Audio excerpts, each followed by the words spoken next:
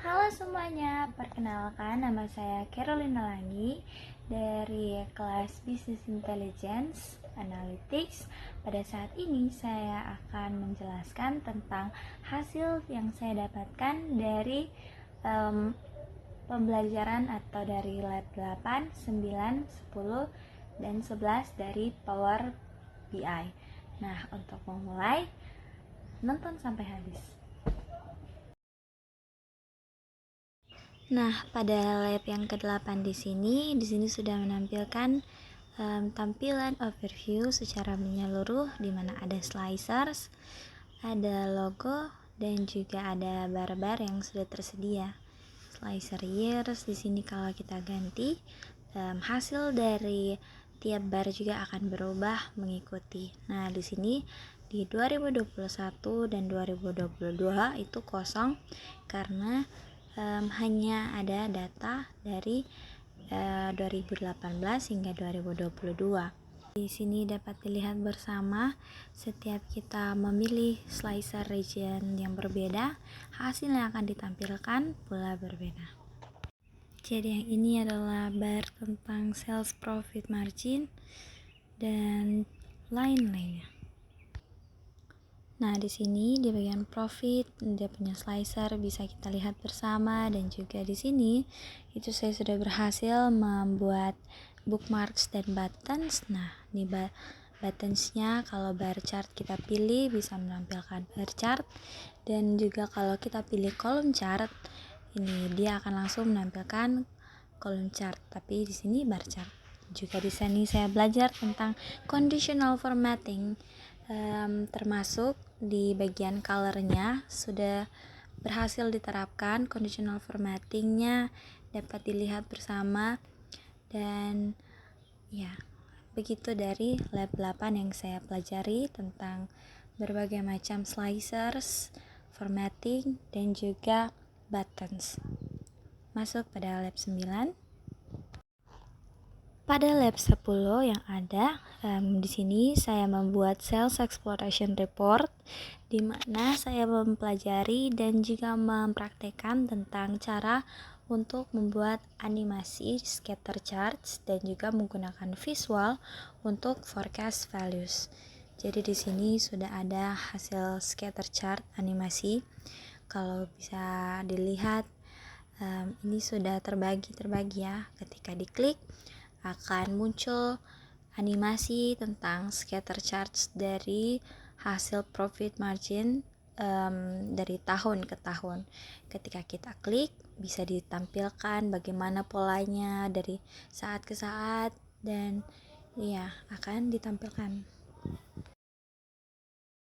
Kita masuk di bagian forecast. Nah, di sini bisa dilihat jangka waktu pada bulan Juli 2018 hingga April 2020 itu warna biru. Sedangkan yang warna abu-abu merupakan hasil dari 1 bulan ke depannya untuk ditampilkan. Di sini bisa dilihat setiap kita mau melihat perkembangan dari masing-masing, kita bisa lihat langsung, klik langsung di bar chartnya maupun di chart-chart lainnya. Berdasarkan kategori clothing, dia punya hasil akan berbeda, bikes, komponen, dan juga aksesoris. Dia punya grafik berbeda-beda ya, kita bisa lihat. Jadi ya, kita sudah mempelajari kembali juga tadi di slicers bisa kita diterapkan. Setiap hasil tentu akan menampilkan output yang berbeda dari waktu ke waktu atau per kategori.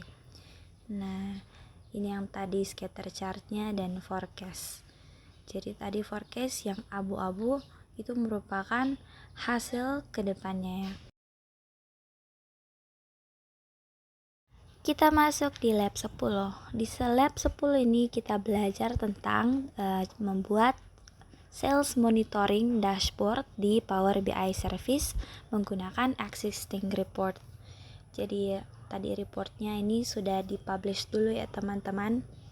Nah, kemudian kita langsung beralih kepada Microsoft Edge. Di sini sudah ada ditampilkan Jadi kita belajar tentang memimpin visual dashboardnya. Bisa dilihat ini sudah saya tampilkan. Nah, tadi kita sudah menampilkan semuanya di sales monitoring, visual pinnya sudah ada. Kemudian sekarang saya sudah menambahkan Q&A-nya.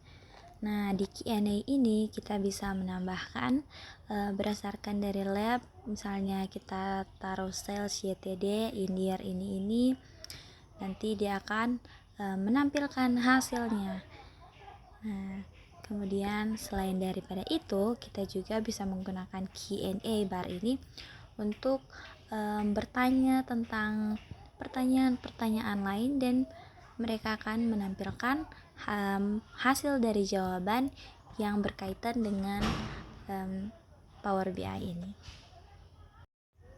Jadi ya, di bagian sales profit margin yang titik 3 di atas, ketika kita klik di situ ada pin tile. Di situ untuk cara kita untuk pin visuals to a dashboard yang sudah saya terapkan pada awal-awal, jadi sudah ada tampilannya seperti itu. Pada lab terakhir ini, lab 11, kita masuk, sudah ada datanya teman-teman.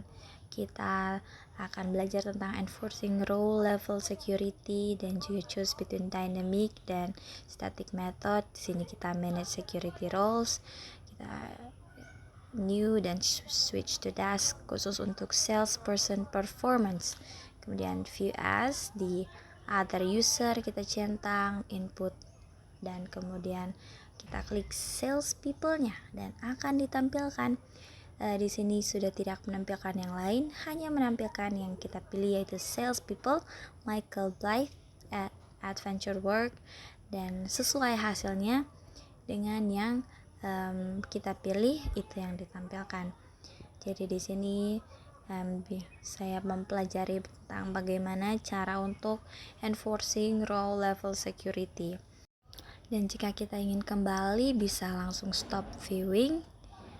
Nah, akan kembali seperti semula. Dan untuk menghapus, kita langsung kembali di manage security, lalu kita klik dan delete, lalu save.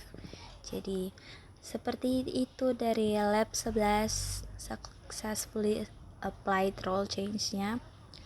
Dan ya, begitulah hasilnya, sudah kembali seperti sebelumnya, dan lab 11 kita telah selesai.